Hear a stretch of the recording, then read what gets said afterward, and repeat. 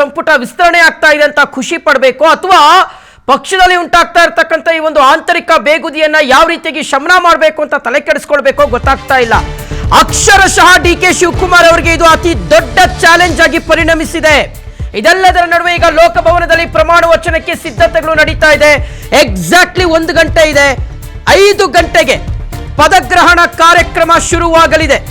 ಈ ಒಂದು ಪದಗ್ರಹಣ ಕಾರ್ಯಕ್ರಮ ಈ ಸಲ ಸಾಮಾನ್ಯವಾಗಿರ್ತಕ್ಕಂಥ ಪ್ರಮಾಣ ವಚನ ಕಾರ್ಯಕ್ರಮವಾಗಿ ಕಂಡು ಬರೋದಿಲ್ಲ.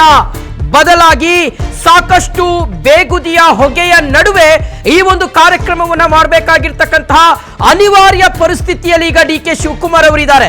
ಒಂದ್ ಕಡೆ ಮೂರ್ ಲಿಸ್ಟ್ಗಳು, ಯಾವ ಲಿಸ್ಟ್ ನಾವು ಫೈನಲ್ ಮಾಡಬೇಕು, ಯಾವ ಲಿಸ್ಟ್ ನಾವು ನಂಬಬೇಕು ಅಂತ ರಾಜ್ಯದ ಜನರು ನಮಗೆ ಗೊತ್ತಾಗ್ತಾ ಇಲ್ಲ. ಅಂಥದ್ರಲ್ಲಿ ಲೋಕಭವನಕ್ಕೆ ಮೂರ್ ಸಲ ಲಿಸ್ಟ್ ಹೋಗಿರ್ತಕ್ಕಂಥದ್ದು. ಮಗದೊಂದು ಕಡೆ ಲೋಕಭವನದಲ್ಲಿ ಪ್ರಮಾಣ ವಚನಕ್ಕೆ ಬೇಕಾಗಿರ್ತಕ್ಕಂಥ ಸಿದ್ಧತೆಗಳು ಒಂದು ಕಡೆ ನಡೀತಾ ಇದೆ. ಬಿಗಿ ಪೊಲೀಸ್ ಭದ್ರತೆಯನ್ನು ಒದಗಿಸಲಾಗಿದೆ. ಈ ಯಾರು ಬರ್ತಾರೆ ಯಾರು ಬಿಡ್ತಾರೆ ಲೋಕಭವನಕ್ಕೆ ನಿಜಕ್ಕೂ ಸಹ ಗೊತ್ತಾಗ್ತಾ ಇಲ್ಲ.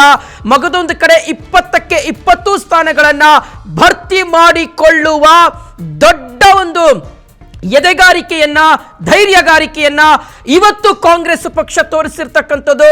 ಆ ಮೂಲಕ ಮುಂದೆ ಆಗಿದ್ದಾಗಿ ಬಿಡಲಿ, ನಾವು ಅದನ್ನು ಎದುರಿಸೋಣ ಅನ್ನುವ ಒಂದು ಗಟ್ಟಿ ಮನಸ್ಥಿತಿಯಲ್ಲಿ ಕಾಂಗ್ರೆಸ್ ಇದೆಯಾ ಅನ್ನೋದು ಈಗಿರ್ತಕ್ಕಂಥ ದೊಡ್ಡ ಪ್ರಶ್ನೆ ವೀಕ್ಷಕರೇ.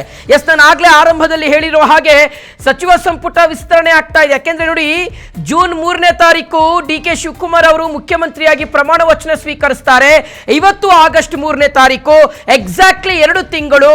ಸೊ ಇವತ್ತು ಡಿ.ಕೆ. ಶಿವಕುಮಾರ್ ಅವರ ಸಂಪುಟ ದೊಡ್ಡದಾಗ್ತಾ ಇದೆ, ವಿಸ್ತರಣೆ ಆಗ್ತಾ ಇದೆ, ಬೃಹದಾಕಾರವಾಗ್ತಾ ಇದೆ ಅನ್ನುವ ಖುಷಿಯನ್ನ ವ್ಯಕ್ತಪಡಿಸಬೇಕು, ಅಥವಾ ಪಕ್ಷದಲ್ಲಿ ಈಗ ಉಂಟಾಗಿರ್ತಕ್ಕಂಥ ಈ ಒಂದು ಅಲ್ಲೋಲ ಕಲ್ಲೋಲವನ್ನ ಯಾವ ರೀತಿಗೆ ಶಮನಗೊಳಿಸಬೇಕು ಅನ್ನುವಂಥದ್ದು ನಿಜಕ್ಕೂ ಸಹ ಡಿ.ಕೆ. ಶಿವಕುಮಾರ್ ಅವರಿಗೆ ಗೊತ್ತಾಗ್ತಾ ಇಲ್ಲ.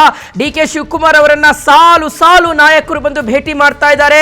ಸುಮಾರು ಜನರು ಯಾರೆಲ್ಲ ಸಚಿವ ಸ್ಥಾನದ ಆಕಾಂಕ್ಷಿತರಿದ್ರು ಅಥವಾ ವಂಚಿತರಾಗಿದ್ದಾರೆ, ಈಗ ಅವರೆಲ್ಲರನ್ನ ಈಗ ಸಮಾಧಾನ ಮಾಡಬೇಕಾಗಿರ್ತಕ್ಕಂಥ ಅತಿ ದೊಡ್ಡ ಚಾಲೆಂಜ್ ಈಗ ಡಿ.ಕೆ. ಶಿವಕುಮಾರ್ ಅವರ ಮುಂದೆ ಇದೆ. ಇದೆಲ್ಲದರ ನಡುವೆ ವೀಕ್ಷಕರೇ, ರಾಜೀನಾಮೆಯ ಪರ್ವವೂ ಸಹ ಶುರುವಾಗಿದೆ.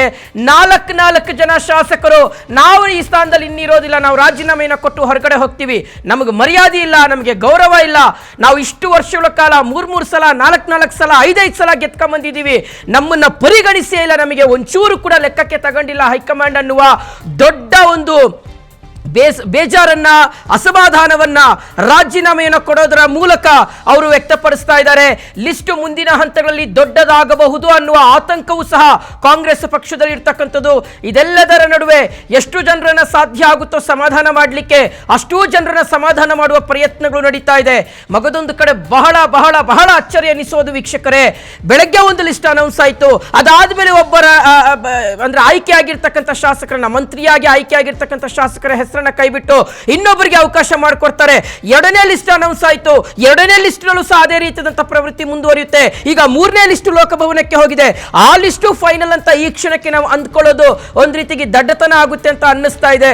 ಇದೆಲ್ಲದರ ನಡುವೆ ಪಾಪ ತುಂಬಾ ಜನರು ಈ ಬಾರಿ ಅಟ್ಲೀಸ್ಟ್ ಇನ್ನು ಉಳ್ಕೊಂಡಿರ್ತಕ್ಕಂಥದ್ದು 1 ವರ್ಷ 10 ತಿಂಗಳು ವೀಕ್ಷಕರೇ. ಇದು ಮುಂಬರುವಂತಹ ತಿಂಗಳುಗಳು ಸಾಮಾನ್ಯವಾಗಿರ್ತಕ್ಕಂತಹ ತಿಂಗಳುಗಳಲ್ಲ, ಇದು ಎಲೆಕ್ಷನ್ ಇಯರ್ ಅಂತಾನೆ ಕನ್ಸಿಡರ್ ಮಾಡಲಾಗ್ತಾ ಇರ್ತಕ್ಕಂಥದ್ದು. ಬಹಳ ಎಫೆಕ್ಟಿವ್ ಆಗಿ, ಬಹಳ ಆಕ್ಟಿವ್ ಆಗಿ ಪ್ರತಿಯೊಬ್ಬರು ಸಹ ಕೆಲಸ ಮಾಡಬೇಕಾಗಿದೆ. ಆದರೆ ಇಂಥ ಸಂದರ್ಭದಲ್ಲೇ ಇಷ್ಟೆಲ್ಲ ಗೊಂದಲಗಳನ್ನ ಹೊತ್ತುಕೊಂಡು ಭುಜದ ಮೇಲೆ ಡಿ.ಕೆ. ಶಿವಕುಮಾರ್ ಅವರು ತಮ್ಮ ಸರ್ಕಾರವನ್ನ ಯಾವ ರೀತಿಯಾಗಿ ಕ್ಯಾರಿ ಓವರ್ ಮಾಡ್ತಾರೆ ಅನ್ನುವಂಥದ್ದು ಈಗಿರ್ತಕ್ಕಂಥ ಅತಿ ದೊಡ್ಡ ಪ್ರಶ್ನೆ ಆಗಿದೆ. ಮಗದೊಂದು ಕಡೆ ಯಾರೆಲ್ಲ ಸಚಿವರಾಗಿ ಆಯ್ಕೆ ಆಗಿದ್ದಾರೆ ಅವ್ರಿಗೆಲ್ರಿಗೂ ಸಹ ಕಂಗ್ರಾಟ್ಸ್ ಅಂತ ಹೇಳ್ತಾ, ಮಗದೊಂದು ಕಡೆ ಅವರ ಬೆಂಬಲಿಗರಾಗಿರ್ಬೋದು, ಅವರ ಹಿತೈಷಿಗಳಾಗಿರ್ಬೋದು, ಅವರ ಅಭಿಮಾನಿಗಳಾಗಿರ್ಬೋದು, ಅವರ ಕುಟುಂಬದ ವರ್ಗದವರಾಗಿರ್ಬೋದು, ಈ ಒಂದು ಪ್ರಮಾಣ ವಚನ ಕಾರ್ಯಕ್ರಮಕ್ಕೆ ಸಾಕ್ಷಿ ಆಗ್ಲಿಕ್ಕೆ ಬರ್ತಾ ಇದ್ದಾರೆ. ಯಾರ್ಯಾರಿಗೆ ಪಾಸ್ ಸಿಕ್ಕಿದೆಯೋ ಅವರೆಲ್ಲ ಲೋಕಭವನದ ಒಳಗಡೆ ಹೋಗಿ ಕಾರ್ಯಕ್ರಮವನ್ನು ವೀಕ್ಷಣೆ ಮಾಡ್ಲಿಕ್ಕೆ ಅವಕಾಶ ಇದೆ. ಇನ್ನುಳಿದಂಥವರು ಹೊರಗಡೆ, ಲೋಕಭವನದ ಹೊರಗಡೆ ಒಂದು ದೊಡ್ಡದಾಗಿ ಒಂದು ಪರದೆಯನ್ನು, LED ಪರದೆಯನ್ನು ವ್ಯವಸ್ಥೆ ಮಾಡಿದ್ದಾರೆ. ಅದ್ರ ಮೂಲಕ ನೋಡಿಕೊಂಡು ಖುಷಿಯನ್ನು ವ್ಯಕ್ತಪಡಿಸಬಹುದು. ಇದೆಲ್ಲದರ ನಡುವೆ ಬೆಳಗ್ಗೆಯಿಂದಲೂ ನಡೀತಾ ಇರತಕ್ಕಂಥ ಬೆಳವಣಿಗೆಗಳನ್ನು ಗಮನಿಸ್ತಾ ಇದ್ದೀವಿ. ಬೆಂಗಳೂರಿನಲ್ಲೂ ಒಂದಷ್ಟು ಗೊಂದಲದ ವಾತಾವರಣ ನಿರ್ಮಾಣವಾಗಿದೆ.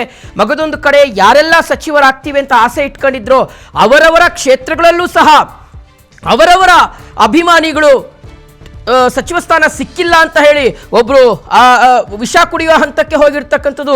ಮಗದೊಂದು ಕಡೆ ದೊಡ್ಡ ಮಟ್ಟದಲ್ಲಿ ಪ್ರತಿಭಟನೆಗಳು ನಡೀತಾ ಇದೆ. ಈ ಎಲ್ಲ ವಿಚಾರಗಳು ಸಹ ಮುಂದಿನ ಹಂತಗಳಲ್ಲಿ ಪಕ್ಷದ ಮೇಲೆ ಮತ್ತು ಸರ್ಕಾರದ ಮೇಲೆ ಯಾವ ರೀತಿಗೆ ಪರಿಣಾಮ ಬೀರುತ್ತೆ ಅನ್ನುವಂಥದ್ದು ಈಗಿರ್ತಕ್ಕಂಥ ದೊಡ್ಡ ಪ್ರಶ್ನೆ. ಇದೆಲ್ಲದರ ನಡುವೆ ಅಲ್ಲ, ಈ ಲಿಸ್ಟ್ ರೆಡಿ ಮಾಡ್ಲಿಕ್ಕೆ ನೀವು ಮೂರು ಸಲ ಡಿ ಕೆ ಶಿವಕುಮಾರ್ ಅವರನ್ನ ಡೆಲ್ಲಿ ಕರ್ಸ್ಕೋಬೇಕಿತ್ತೆ.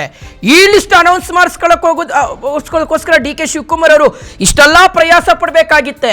ರಾಜ್ಯದಲ್ಲಿ ಬರ ಇದೆ, ಮಗದೊಂದು ಕಡೆ ನೀರಿರಲಿಲ್ಲ, ಒಂದು ಕಡೆ ತಮಿಳುನಾಡು ಜಗಳ ಮಾಡ್ತಾ ಇದೆ, ಒಂದು ಕಡೆ ಸಾಕಷ್ಟು ಸಮಸ್ಯೆ ರಾಜ್ಯದಲ್ಲಿ ಇರ್ತಕ್ಕಂಥದ್ದು.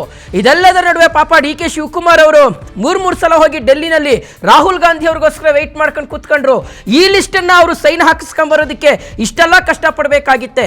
ಆಯ್ತು, ಏನೋ ಫೈನಲಿ ಆಗೋಯ್ತಪ್ಪ, ಸೈನ್ ಹಾಕಿಸ್ಕೊಂಡ್ ಬಂದವ್ರೆ, ಅಲ್ಲಿಗೆ ಮುಗೀತಾ? ಎಲ್ಲವೂ ಸಹ ಸುಸೂತ್ರವಾಗಿ ಸಮಸ್ಯೆಗಳು ಬಗೆಹರಿತಾ? ನೋ, ಆಕ್ಚುಲಿ ಪ್ರಾಬ್ಲಮ್ ಈಗ ಶುರುವಾಗಿರೋ ಹಾಗೆ ಕಾಣಿಸ್ತಾ ಇದೆ. ಆ ಪ್ರಾಬ್ಲಮ್ ಅನ್ನ ಯಾವ ರೀತಿಗೆ ಸಾರ್ಟ್ ಔಟ್ ಮಾಡ್ತಾರೆ ಡಿ ಕೆ ಶಿವಕುಮಾರ್ ಅವರನ್ನುವಂಥದ್ದು ಈಗಿರ್ತಕ್ಕಂಥ ದೊಡ್ಡ ಪ್ರಶ್ನೆ ವೀಕ್ಷಕರೇ. ಇದೆಲ್ಲದರ ನಡುವೆ ಒಂದು ರೀತಿಯಾಗಿ ಮಹಿಳಾ ಮತದಾರರು ಯಾರೆಲ್ಲ ಇದ್ದಾರೆ, ಅಥವಾ ಕಾಂಗ್ರೆಸ್ ಮೇಲೆ ಅವಲಂಬಿತವಾಗಿರ್ತಕ್ಕಂಥವ್ರು ಯಾರೆಲ್ಲ ಇದ್ದಾರೆ, ಅವ್ರಿಗೆ ತೀವ್ರ ನಿರಾಸೆನ ಉಂಟು ಮಾಡಿರ್ತಕ್ಕಂಥದ್ದು. ಅಲ್ರಿ 33 ಜನ ಮಂತ್ರಿಗಳನ್ನ ಮಾಡ್ತಾ ಇದ್ದೀರಿ, ಅದರಲ್ಲಿ ಒಬ್ಬರಿಗೆ ಮಹಿಳಾ ಶಾಸಕಿಗೆ, ಅದು ಶಾಸಕಿ ಅಂದ್ರೆ ಪರಿಷತ್ತು ಸದಸ್ಯರಿಗೆ ತಾವು ಅವಕಾಶ ಮಾಡಿಕೊಟ್ಟಿದ್ದೀರಿ.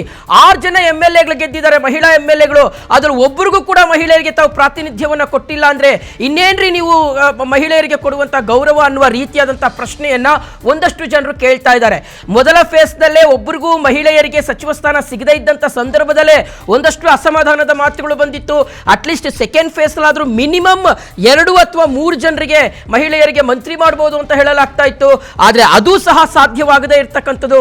ಅಚ್ಚರಿ ಹೆಸರು, ಒಂದು ಗಾಯತ್ರಿ ಅವರ ಹೆಸರು ಕೇಳಿ ಬಂತು, ಅದು ಸಹ ಈಗೇನೋ ಬದಲಾವಣೆ ಬರ್ತಾ ಇದೆ ಅನ್ನುವಂಥದ್ದು. 2ನೇ ಲಿಸ್ಟ್ ನಲ್ಲಿ ಅವರ ಹೆಸರನ್ನ ತೆಗೆದು NS ಬೋಸರಾಜ್ ಅವರ ಹೆಸರನ್ನ ಆಡಪ್ ಮಾಡಿದ್ದಾರೆ ಅನ್ನುವ ರೀತಿಯಾದಂಥ ಚರ್ಚೆಗಳು ನಡೀತಾ ಇದೆ.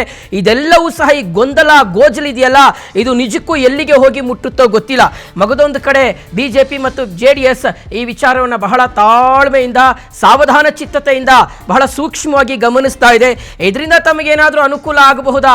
ಲಾಭದೊಂದು ಕಡೆ ಲೋಕಭವನದ ದೃಶ್ಯಾವಳಿಗಳನ್ನು ಗಮನಿಸ್ತಾ ಇದ್ರೆ ವೀಕ್ಷಕರೇ, ಇನ್ನೇನು ಕೆಲವೇ ಕ್ಷಣಗಳಲ್ಲಿ ಪ್ರಮಾಣ ವಚನ ಕಾರ್ಯಕ್ರಮವೂ ಸಹ ಶುರುವಾಗುತ್ತೆ. ರಾಜ್ಯಪಾಲರಾದಂತಹ ಥಾವರ್ ಚಂದ್ ಗೆಹ್ಲೋಟ್ ಅವರು ಸಚಿವರುಗಳಿಗೆ, ನಿಯೋಜಿತ ಸಚಿವರುಗಳಿಗೆ ಪ್ರಮಾಣ ವಚನವನ್ನ ಬೋಧನೆ ಮಾಡ್ತಾರೆ. ಮುಖ್ಯಮಂತ್ರಿಗಳು ಇರ್ತಾರೆ, ಮುಖ್ಯಮಂತ್ರಿಗಳು ಇದ್ದೇ ಇರ್ತಾರೆ, ಆದರೆ ಮುಖ್ಯಮಂತ್ರಿಗಳ ಜೊತೆಗೆ ಯಾರೆಲ್ಲ ಬರ್ತಾರೆ ಅನ್ನುವಂಥದ್ದು ಈಗಿರ್ತಕ್ಕಂಥ ದೊಡ್ಡ ಯಕ್ಷ ಪ್ರಶ್ನೆ. KPCC ಅಧ್ಯಕ್ಷರು ಬರ್ತಾರಾ? ಮಾಜಿ ಮುಖ್ಯಮಂತ್ರಿ ಸಿದ್ದರಾಮಯ್ಯನವರು ಬರ್ತಾರಾ? ಡೆಲ್ಲಿಯಿಂದ ಯಾವೆಲ್ಲ ಕಾಂಗ್ರೆಸ್ ನಾಯಕರು ಬರ್ತಾರೆ? ಈ ಎಲ್ಲ ಪ್ರಶ್ನೆಗಳನ್ನ ಇಟ್ಕೊಂಡೆ ನಾವು ಇವತ್ತಿನ ಪ್ರಮಾಣ ವಚನ ಕಾರ್ಯಕ್ರಮವನ್ನ ನೋಡಬೇಕಾಗಿದೆ. ಇದೆಲ್ಲದರ ನಡುವೆ ವೀಕ್ಷಕರೇ, ಈಗೇನು ಲಿಸ್ಟನ್ನ ನಾವು ಫೈನಲ್ ಮಾಡಲಿಕ್ಕೆ ಈ ಕ್ಷಣಕ್ಕೂ ಸಹ ನಮಗೆ ಗೊತ್ತಾಗ್ತಲ್ಲ ಯಾವ ಲಿಸ್ಟನ್ನು ಹೇಳಬೇಕು, ಯಾವ ಲಿಸ್ಟನ್ನು ಹಾಕಬೇಕು ಅಂತ. ಯಾಕೆಂದರೆ ಮೂರು ಸಲ ಲಿಸ್ಟ್ಗಳನ್ನ ಚೇಂಜ್ ಮಾಡ್ಕೊಂಡು ಆಗಿರ್ತಕ್ಕಂಥದ್ದು ಇದೆಯಲ್ಲ, ಇದು ನಿಜಕ್ಕೂ ಸಹ ಒಂದು ರೀತಿಯಾಗಿ ಬಹುಶಃ ಮುಂದಿನ ಕೊನೆ ಗಳಿಗೆವರೆಗೂ, ಅಂದರೆ ಇನ್ನೇನು 5 ಗಂಟೆಗೆ ಪ್ರಮಾಣವಚನ ಕಾರ್ಯಕ್ರಮ ಶುರುವಾಗುತ್ತೆ. ಯಾರ್ಯಾರ ಹೆಸರುಗಳನ್ನು ಸ್ಟೇಜ್ ಮೇಲೆ ಕರೀತಾರೆ, ಯಾರು ಬಂದು ಪ್ರಮಾಣ ವಚನ ಸ್ವೀಕರಿಸ್ತಾರೆ, ಆ ಕ್ಷಣದವರೆಗೂ ಸಹ, ಕಡೆ ಗಳಿಗೆವರೆಗೂ ಸಹ ನಾವು ಏನನ್ನೂ ಸಹ ಹೇಳಲಿಕ್ಕೆ ಸಾಧ್ಯ ಇಲ್ಲ ವೀಕ್ಷಕರೇ. ಒಂದು ಫೈನಲ್ ಆಗಿ AICC ಕಡೆಯಿಂದ ಬಂದಿರತಕ್ಕಂಥ ಒಂದು ಪಠ್ಯನ ಈ ಕ್ಷಣಕ್ಕೆ ನಾವು ಅನ್ಕೊಳ್ತಾ ಹೋದರೆ, PM ನರೇಂದ್ರ ಸ್ವಾಮಿ ಅವರು, ಶಿವರಾಜ್ ತಂಗಡಗಿ, ರುದ್ರಪ್ಪ ಲಮಾಣಿ, ಓಕೆ, ಮತ್ತೊಂದಿಷ್ಟು ಅಪ್ಡೇಟ್ಸ್ ಲಭ್ಯವಾಗ್ತಿದೆ. ಕಾಂಗ್ರೆಸ್ನಲ್ಲಿ ಅಸಮಾಧಾನದ ಬೆಂಕಿ ಧಗಧಗಿಸ್ತಾ ಇದೆ. ಸುಮಾರು 10 ಕಾಂಗ್ರೆಸ್ ಶಾಸಕರು ರಾಜೀನಾಮೆಯ ಬೆದರಿಕೆಯನ್ನು ಹಾಕಿದ್ದಾರೆ. 10ಕ್ಕೆ ಏರಿಕೆ ಆಗಿದೆ. ಆಲ್ರೆಡಿ ಬೇಳೂರು ಗೋಪಾಲಕೃಷ್ಣ, ಅಯ್ಯೋ ಬೇಳೂರು ಗೋಪಾಲಕೃಷ್ಣ ಅವರಂತೂ ನಾನು ಮಂತ್ರಿ ಆಗೇ ಬಿಟ್ಟೆ ಅನ್ಕೊಂಡಿದ್ರು. ಯಶವಂತ ರಾಯಗೌಡ ಪಾಟೀಲ್, ತನ್ವೀರ್ ಸೇಠ್, ಪ್ರಿಯಾ ಕೃಷ್ಣ,